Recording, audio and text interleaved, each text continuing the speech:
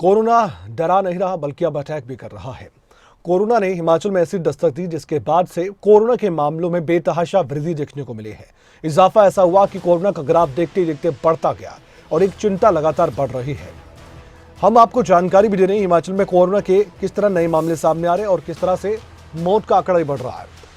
मंडी जिले में कोरोना से एक शख्स की मौत की खबर फिर से सामने आ गई।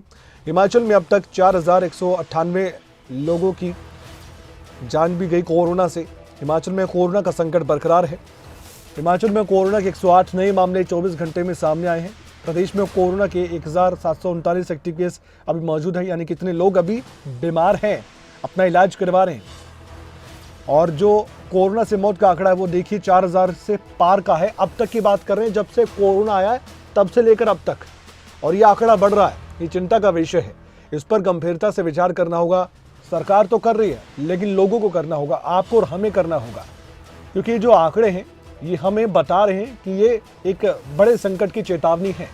अगर अभी संभला नहीं गया तो आने वाले वक्त में और मुश्किलें बढ़ सकती हैं, और ये मुश्किलात जब बढ़ेंगी हमारी, तो हमारी जिंदगी पर इसका सीधा सीधा प्रभाव पड़ने वाला है। और ऐसा हमने देखा भी है।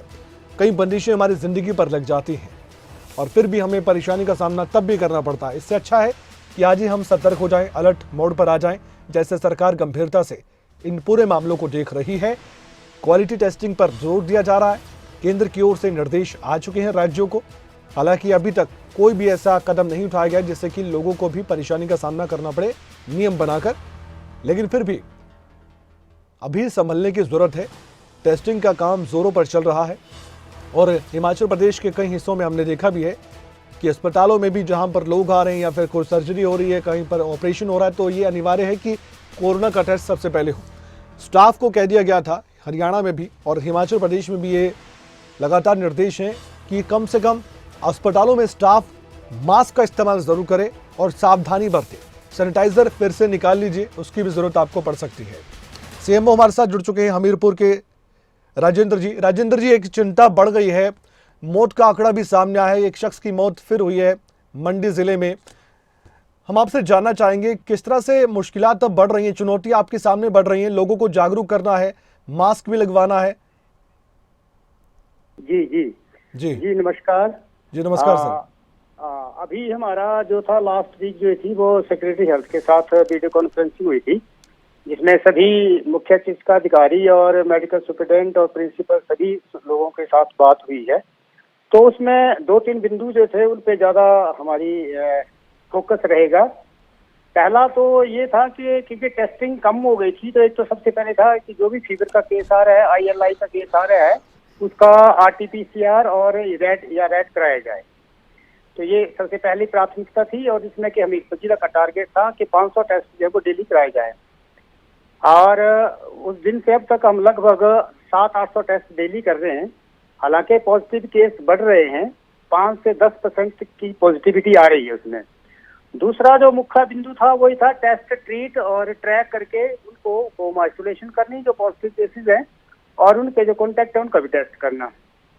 तीसरा बिंदु था जो हाई रिस्क ग्रुप है, प्रेग्नेंट लेडी हैं, बच्चे हैं या 60 ईयर्स प्लस लोग हैं, उनके बारे में डेली जो है उनके बारे में इंफॉर्मेशन लेनी। अगर उनका सांस लेने में कोई तकलीफ होती है या SPO लेवल जो है 93 से कम हो जाता है तो उनको इमीडिएटली हॉस्पिटल शिफ्ट करना है।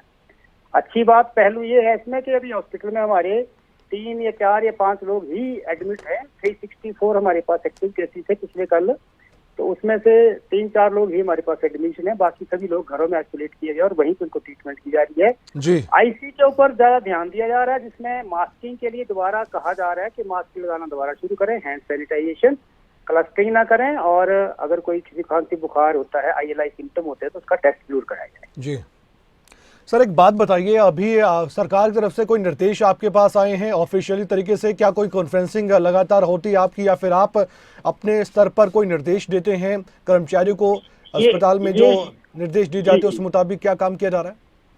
उसमें यही था जो हमारी सेक्रेटरी हेल्थ के साथ जो मीटिंग हुई थी, और नेक्स्ट मीटिंग अभी हमारी थर्सडे को फिर ड्यू है, जिसमें डिप्टी कमिश्नर जो है वो सभी डिपार्टमेंट के साथ मीटिंग हो गई थी।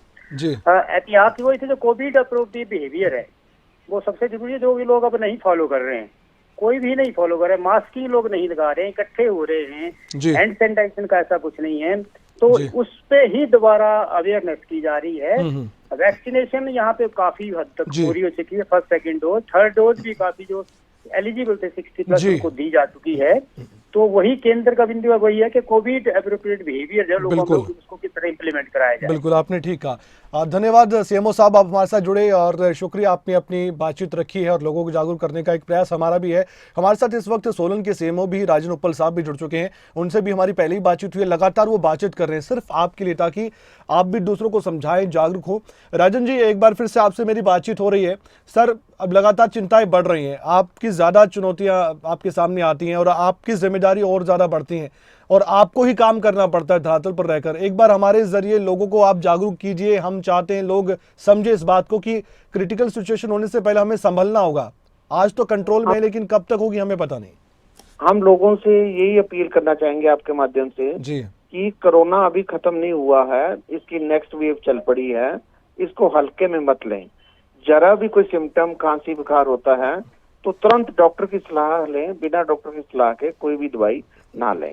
और कोविड एप्रोप्रिएट बिहेवियर का जरूर रखें कि भीड़ भाड़ वाले इलाके में मत जाइएगा, अपना मास्क लगा के रखिएगा, सोशल डिस्टेंस बना के रखिएगा। राजन जी, क्योंकि आप एक डॉक्टर भी हैं, आजकल वायरल काफ़ी चल रहा है, लोगों को बुखार हो रहा है, ऑफिसेज में हम भी देख रहे हैं, उस सूरत में आप क्या सलाह देना चाहते हैं? मान लीजिए कोई कलीग है हमारा, उसको अगर फीवर है, उसके लिए हम क्या करें? क्या हमें उनको दूर रखना पड़ेगा या डॉक्टर से सीधा सलाह तभी लेनी मैंने पड़ेगी? आपको कहा कि जैसे कोई सिम्टम होता है हाँ। आप तुरंत डॉक्टर की सलाह लें, डॉक्टर आपको एकदम डिसाइड करके बता देगा कि इसका फर्दर क्या करना।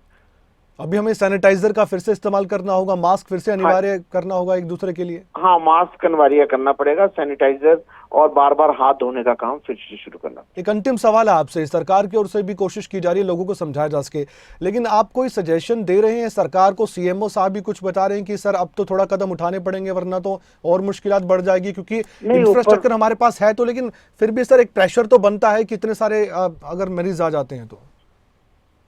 नहीं, इंफ्रास्ट्रक्चर है, हमारी तैयारियां पूरी हैं। हाँ। और सरकार की तरफ से भी गाइडलाइन आ गई है और उसी गाइडलाइन का पालन किया जा रहा है। एक बार वो बता देंगे अपनी जुबानी क्या क्या सर गाइडलाइंस है? वो गाइडलाइन वो सेम ही है कि भीड़ भाड़ वाले इलाके में मत ठीक है, जाइएगा, ठीक है। मास्क लगा के रखिएगा, सैनिटाइजर का इस्तेमाल करिएगा, बार बार हाथ धोइए।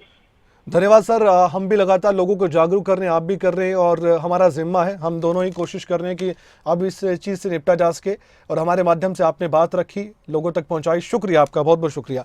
तो जो सीएमओ हैं वो अपनी ओर से कह रहे हैं और इनकी जिम्मेदारी बहुत ज़्यादा है, इसलिए बार बार इस शब्द का इस्तेमाल मैं कर रहा हूँ। आपको भी अपनी जिम्मेदारी को समझना होगा, कोरोना से निपटना है हमें, और ये मौत का जब आंकड़ा सामने आता है और भी ज़्यादा एक डर सा पैदा हो जाता है। लोगों के कई बार ऑर्गन्स फेल हो जाते हैं कोरोना की वजह से, पैचेस आ जाते हैं आप लंग्स में, ये हमने देखा है कई बार। लेकिन ये जो नया कोरोना है, ये नया वेरिएंट है, किस तरह का है ये आप समझ सकते हैं कि इसमें भी कोरोना की चेन बहुत तेज़ी से बन रही है, कोरोना तेज़ी से फैल रहा है, टेस्टिंग भी हो रही है। फिर भी हमें देखना होगा कि कैसे कोरोना से निपटा जा सके। हिमाचल में कोरोना का जो संकट है वो बरकरार है। हिमाचल में कोरोना के 108 नए मामले सामने आए, हमने बताया आपको 1739 एक्टिव केस है। मंडी जिले में कोरोना से एक शख्स की मौत की खबर आई। हिमाचल में अब तक 4198 लोगों की जान चली गई, कोरोना की वजह से है। और वहीं खाली मंडी जिले की बात करें, सिर्फ मंडी जिले की बात करें तो कोरोना को लेकर बड़ी खबर ये सामने आई थी कि मंडी में कोरोना ने 2 लोगों की जान ले ली है। अभी तक की हम जो बात कर रहे हैं पिछले हफ्ते से लेकर अब तक की, ये 1-2 दिन की बात है। नेरचौक मेडिकल कॉलेज की बात करें तो यहाँ पर 2 लोगों की मौत की खबर ने सबको हैरान कर दिया। कोरोना से एक युवती और एक बुजुर्ग की मौत की खबर सामने आई है।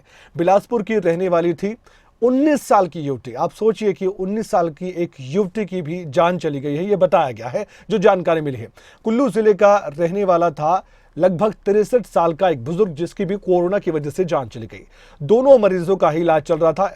इनके जिले में हालांकि कोरोना टेस्ट नहीं हुआ था और युवती की 6 अप्रैल और बुजुर्ग की मौत की खबर आई 7 अप्रैल को। ये दोनों ही हमारी चिंता का विषय है। ये दोनों केस, दोनों मरीजों में कोरोना के लक्षण थे और कोरोना के साथ साथ अन्य बीमारियों के भी लक्षण पाए गए थे, ये भी जानकारी मिली है। गंभीर बीमारी दूसरी से भी वो जूझ रहे थे। हिमाचल प्रदेश में अगर कोरोना की बात करें तो एक बार फिर से लग रहा है कि लोगों को ये डराने लगा है। मंडी के नेरचौक मेडिकल कॉलेज में 2 दिनों में 2 लोगों की मौत की खबर ने सबको हैरान कर दिया। मृतकों में कोरोना संक्रमित पाई गई 19 साल की युवती का, जैसे मैंने जिक्र किया, बिलासपुर की रहने वाली थी और 63 साल के बुजुर्ग जिला कुल्लू के रहने वाले थे। हैरानी की बात तो ये भी है कि अब इन दोनों मरीजों के इनके जिले में कोविड-19 का कोई भी टेस्ट नहीं किया गया था। युवती की मौत 6 अप्रैल को हुई और बुजुर्ग की मौत 7 अप्रैल को। दोनों मरीजों में कोरोना संक्रमण के साथ दूसरी बीमारियों के लक्षण थे। बिलासपुर की युवती को 27 मार्च को नेरचौक मेडिकल कॉलेज में भर्ती करवाया गया था। 30 मार्च को युवती कोरोना पॉजिटिव निकली। रिपोर्ट के अनुसार कोरोना संक्रमण के साथ पल्मोनरी एक बीमारी है, इससे वो जूझ रही थी। ये वायरस है। हेपेटाइटिस से भी युवती की मौत की खबर सामने आई। वहीं बुजुर्ग में ग्लोटिक कैंसर, इसके अलावा कार्डियोवैस्कुलर एटॉमिक न्यूरोपैथी बीमारी के साथ कोरोना वायरस भी पाया गया। इसके साथ ही मंडी जिले में अब कोरोना एक्टिव केस 320 और कोरोना संक्रमित मरीजों का आंकड़ा 43,770 हो गया। वहीं कोरोना से मरने वालों की संख्या 516 से बढ़कर 518 हो गई। सीएमओ मंडी डॉक्टर एनके भारद्वाज ने इन मामलों की पुष्टि भी की है, जो जानकारी हमने आपके सामने रखी भी है। लेकिन कुछ और जानकारी आपके सामने रख रहे हैं। किस जिले में कोरोना के कितने मामले हैं, ये भी जानना जरूरी हो जाता है। तो चलिए वो जानकारी भी आपके सामने हम रख देते हैं। सबसे पहले बिलासपुर की बात करें तो 10 केस नए सामने आए हैं। ये नए केस की हम बात कर रहे हैं। इसके बाद बात आती है चंबा की। चंबा में 10 मामले कोरोना के दर्ज किए गए हैं। हमीरपुर में भी मामले सामने आए हैं। ये आंकड़ा है लगभग 29 का। हमीरपुर में भी कोरोना के मामले लगातार बढ़ रहे हैं। कांगड़ा में भी कोरोना के मामले हैं 25 पिछले 24 घंटे में। किन्नौर में हालांकि थोड़ी राहत है, लेकिन फिर भी कोरोना के केस तो आ रहे हैं सामने। एक ही केस सामने आया है पिछले 24 घंटे में। टेस्टिंग हो रही है वहाँ भी। कुल्लू की बात करें तो कुल्लू का आंकड़ा भी सिर्फ यही कहता है कि एक केस सामने आया है। लाहौल स्पीति का आंकड़ा भी एक का ही है, एक से आगे 24 घंटे में नहीं बढ़ा। ये गनीमत की बात है। लेकिन मंडी में 15 मामले सामने आए हैं। मंडी ज़िले की बात करें तो यहाँ पर आप जानते भी हैं कि मुश्किलें ज़्यादा बढ़ रही हैं। इसके बाद शिमला राजधानी का नंबर आता है 9 मामले कोरोना के यहाँ पर। सिरमौर में 2 मामले, सोलन में 4 मामले और ऊना में 1 मामला कोरोना का सामने आया है, जिसके बारे में जानकारी हमने आपको दी है।